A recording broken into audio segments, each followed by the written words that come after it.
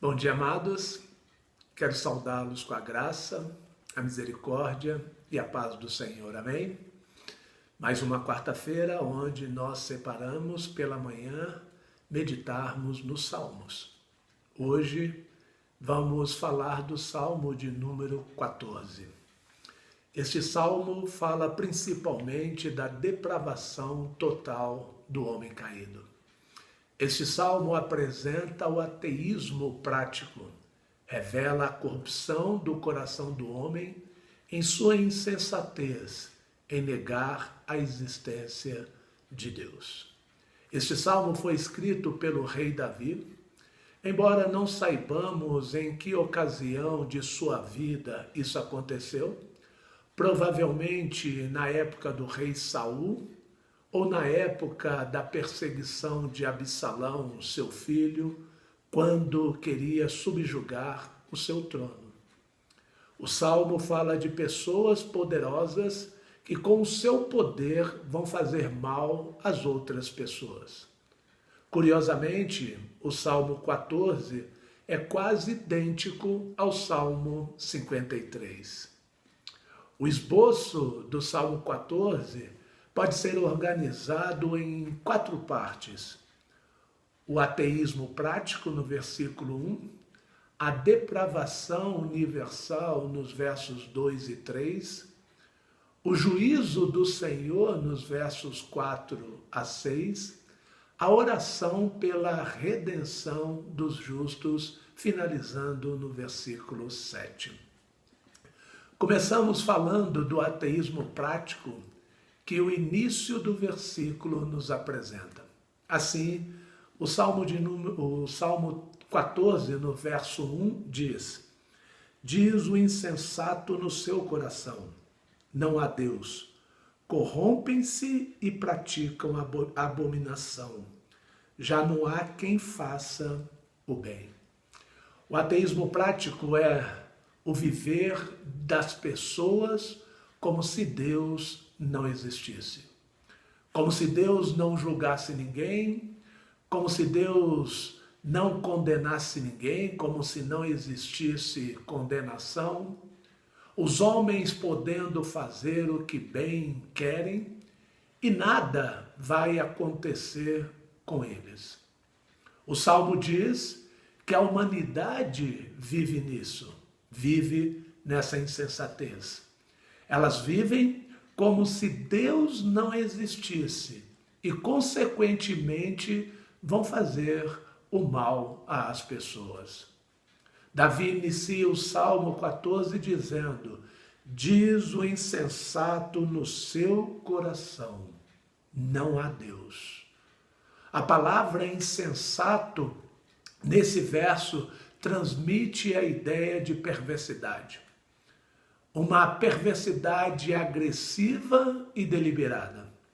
Isso significa que o problema daqueles que negam a existência de Deus não é intelectual, mas é moral. Aqueles que declaram não há Deus não são desprovidos de inteligência, mas são maus. Possuem em seus corações corrompidos a iniquidade. Elas pensam que não precisam de Deus. Acreditam que podem viver suas vidas longe do alcance de Deus. O versículo ainda diz que a vida do ateu será uma vida de abominação e pecado. Eu posso fazer o que eu bem quero. São loucas por viverem dentro dessa realidade. Mas o Salmo 14 ainda apresenta o fato de que essa imoralidade é padrão de toda a humanidade caída. É o padrão da humanidade após a queda. Verso 2 e 3 nos diz: do céu olha o Senhor para os filhos dos homens, para ver se há quem entenda, se há quem busque a Deus. Todos se extraviaram e juntamente se corromperam. Não há quem faça o bem, não há nenhum sequer. Faz-nos lembrar Provérbios 15:3, que nos diz: os olhos do Senhor estão em todo lugar, contemplando os maus e bons. Davi explica que a depravação é total e universal. Deus olha para os homens para ver se encontra alguém que o conheça e o busque, mas o que ele encontra é: não há na terra entre os homens quem entenda, não há quem busque a Deus. E o salmista, na sequência, explica o motivo disso. Porque todos se extraviaram e juntamente se corromperam. Não há quem faça o bem, não há nenhum sequer. Definitivamente, não há inocente dentre a humanidade. Todos se desviaram sem rumo, ou seja, o homem deu as costas para Deus, rejeitou a Deus, se afastou da vontade de Deus e conscientemente se separou de Deus ao pecar contra ele. Se não for pela ação soberana da graça de Deus, homem nenhum pode ser salvo. O apóstolo Paulo, inclusive, empregou esses versos em sua carta aos Romanos para ensinar que o homem caído em seus pecados não busca a Deus de forma alguma. Lá em Romanos capítulo 3, verso de 10 a 18. Enquanto a loucura é desprezar a Deus, o entendimento é buscar a Deus. E o homem caído em seus pecados não tem esse entendimento. Como resultado de sua depravação, o homem caído não apenas nega a existência de Deus, mas também se dedica a explorar o seu próximo. Sua imoralidade é externada em seus atos corruptos. Veja o que nos diz os versos de 4 a 6. Acaso não entendem todos os obreiros da iniquidade que devoram o meu povo como quem come pão, que não invocam o Senhor? Tomar-se-ão de grande pavor, porque Deus está com a linhagem do justo. Meteis a ridículo o conselho dos humildes, mas o Senhor é o seu refúgio. Por isso, o homem, quando externa a sua imoralidade em seus atos corruptos, por isso o salmista indica essas pessoas como obreiros da iniquidade. No verso 4. Essas pessoas, diz o salmista, devoram o meu povo como quem come pão.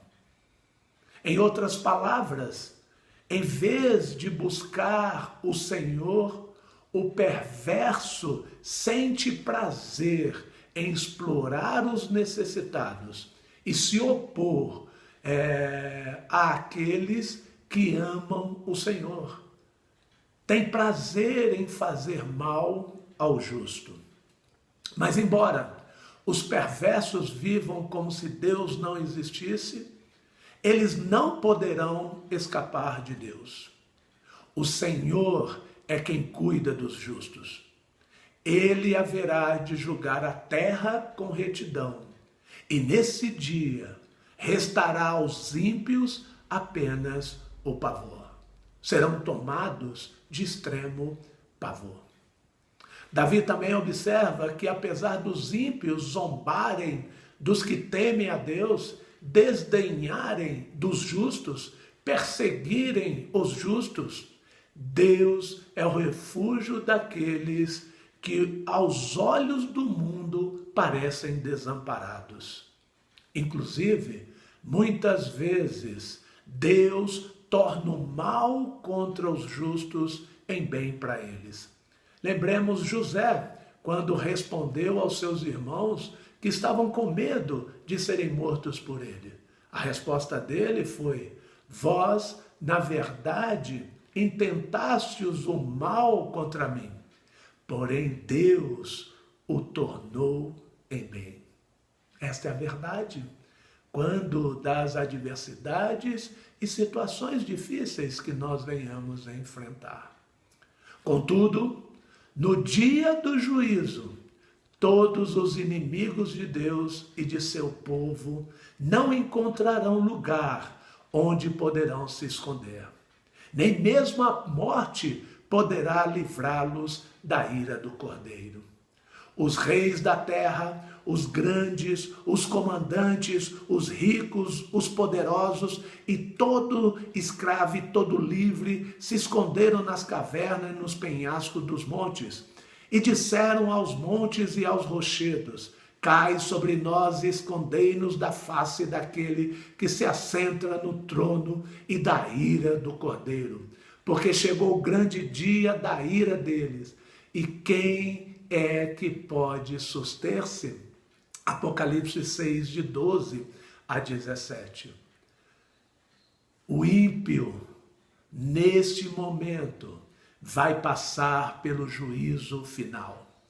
Este é o momento do extremo pavor. Na presença de Cristo, vão ser tomados de grande pavor. Por fim, chegamos ao momento da oração. A oração pela redenção dos justos, verso 7, que nos diz: tomara Sião viesse já a salvação de Israel. Quando o Senhor restaurar a sorte do seu povo, então exultará Jacó e Israel se alegrará. O verso final do Salmo 14 diz: tomara Sião viesse já a salvação de Israel. Quando o Senhor restaurar a sorte do seu povo, então haverá alegria em Israel. Alguns intérpretes já consideraram esse verso como que fazendo referência à volta do povo judeu do cativeiro na Babilônia. Mas é amplamente aceito que esse verso deve ser interpretado à luz de uma esperança escatológica. Na verdade, o salmista faz referência a uma mudança radical de circunstância. Uma conversão total de uma realidade desfavorável a uma conversão total para uma realidade favorável. De um momento de perseguição para um momento de livramento. Então isso significa que em suas palavras finais no Salmo 14, Davi aponta para a expectativa da redenção final, para o grande livramento divino e para o seu cumprimento pleno no grande dia do Senhor. Então o povo se alegrará. Então, ele ora para que o Senhor venha logo. Isso nos faz lembrar da oração do Pai Nosso: venha o teu reino. A oração de Abrão, quando edificou um altar ao Senhor e invocou o nome do Senhor: venha já o seu reino, que venha a salvação para o seu povo. Para nós, já veio a salvação por intermédio de Cristo na cruz. Mas a consumação do reino de Cristo será estabelecido no seu retorno a este mundo. Venha já, Jesus, o teu reino. E qual a aplicação que podemos fazer aqui, amados? A primeira aplicação que eu aqui faço é que é loucura viver como Deus não existisse. Não podemos viver na insensatez de que Deus não existe. O conselho que Deus dá a todos os ímpios é que eles se arrependam, pois muito em breve cairá sobre você, sobre eles, o pavor. Arrependa-se, busque o Senhor enquanto se pode. A segunda aplicação é que neste mundo à injustiça. Os ímpios muitas vezes dominam e fazem o mal. O conselho para você crente é que não perca a esperança. Não temos de perder a esperança.